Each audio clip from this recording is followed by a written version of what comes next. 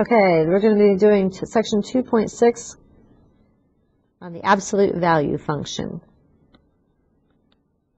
It's defined by this equation here where you have the brackets around it, looks like an absolute value, and there's three parts if you divide it into a piecewise function. So the first part, we're looking at the line y equals x when x is greater than 0.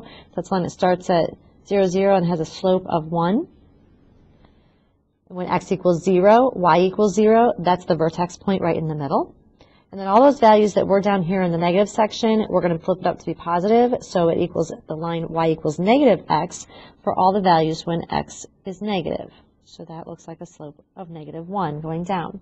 That's the general equation of an absolute value chunked into three sections for the piecewise function. We're going to use that same concept here for these examples. First thing I want you to do is change this minus to a plus right here, because that would make it fit our graph a little better. So we're going to think about the idea that this x is on the right side. This negative x was the left side of our absolute value, so that's what we're going to focus on in each part of this graph. What's inside this absolute value is that first part with just that line. So we're going to look at what's inside this absolute value is x minus 1.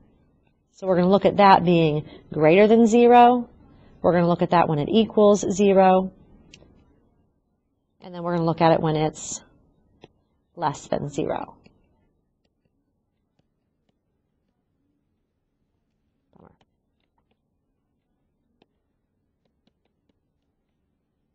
Okay, so if we start with when x minus 1 is greater than 0, what's in that absolute value is greater than 0, it happens when x is greater than 1.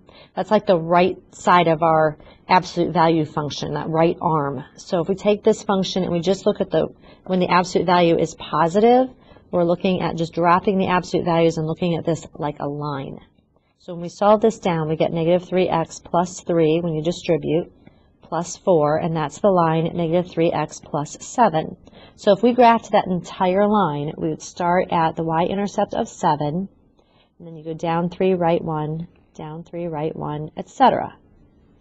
But remember, when we're looking at this, we're going to be doing piecewise functions, which means I don't want to graph that whole entire line. I only want to graph it when x is greater than 1. So we're starting at that point of 1 and going all the values greater than that for the x values. So this point over here is going to disappear. So we're looking at the right arm. When we look at the middle section, we've got x minus 1 is equal to 0. That's when x equals 1. That's that vertex point. And if you actually plugged it back into the equation, you'd have negative 3 times 1 minus 1 plus 4. Well, 1 minus 1 is 0, so this value is 0, and you have 4. So that's the point, 1, 4, on our graph, which we see as that vertex point. This last part here, when we have the negative, we have add the 1 to the other side. This is when x is less than 1. It's going to be our left-hand branch of our absolute value. That's when our absolute value has negative numbers. So when we plug in a negative for that absolute value equation, we're going to make this chunk in the middle negative. So we're putting a negative in front of that x minus 1. So if you simplify this down, that negative distributes to negative x plus 1. You can distribute the 3 into both of those things and get positive 3x minus 3. And then add negative 3 plus 4 is 1. This is the equation of the line for the left side of our absolute value. So when you plot this line, you start with an x-intercept of 1, have a slope of up 3, right 1, or down 3, left 1, and you're only going to graph the points that are less than 1. So we're going to graph the line all the way up to the point when it's 1, which happens to be the vertex point. Now if you look at this final graph and you look at all the parts and pieces to it from the original equation, we have that same concept before. Remember, our vertex moved. This equation shows us that minus 1 is going to move it 1 to the right. The plus 4 is going to move it up 4. Notice on our graph, we went 1 to the right and up 4. That's our vertex point. And then the slope, it's an upside down V because of the negative. And this 3 tells you that you're going down 3, out 1 in both directions to get that absolute value function. Same rules that applied before. Okay, on this last one, we're going to do the same rules now. We're going to take this thing in the middle, and we're going to look at it where it's greater than, equal to, and less than. So where is 2x plus 1 greater than 0? Where is 2x plus 1 equal to 0? And where is 2x plus 1 less than 0? So if we're looking at the point where it's greater than, if you solve this for x, subtract the 1 and divide by 2. The vertex point happens at the coordinate of x equals negative 1/2 something.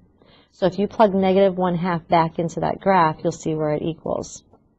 So plug in, like if you have this one, where you have your vertex, if you plug in negative 1/2 into that original function, you get 2 times negative 1/2 plus 1. That vertex point happens at, this is negative 1 plus 1, 0. So when x is negative 1/2, y is 0. That point is our vertex point. So if we're looking on the left side of the equation, on the right side of the equation, it's the two arms. This is the positive side, the right side. So our equation is just 2x plus 1. So starting at 1, having a slope of up to right 1, that's our right arm. We look at this one when it's less than 0, that's when this is negative. So negative of 2x plus 1 is like negative 2x minus 1. So we would start at our point of negative 1, and then our slope says down to right 1, or left 1, up to left 1. And this is our graph where we would graph the entire line, but we're only going to focus on the points where it is left of that critical point of x equals negative 1/2. So if you just focus on x equals negative 1/2 and go left, that's the left arm of our absolute value. So now you have to like erase this part over here on the right.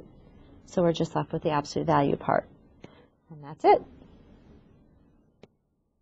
Oh, but if you actually want to see our rules, if you took that original function, that 2x plus 1, you want to see the shifting with it. If you actually took this and separated out the shift and the stretch, you see inside there, that 2, if you factor it out, you would have a 2 times the quantity of x plus 1/2. See how that plus 1/2? That's our graph shifting left by half a unit. You see this 2? That 2, like absolute value of 2 is 2. That's our slope. And if you actually count the points, it goes up to right 1 for our slope. And that's if we actually use the shifting that we did before. And that's it.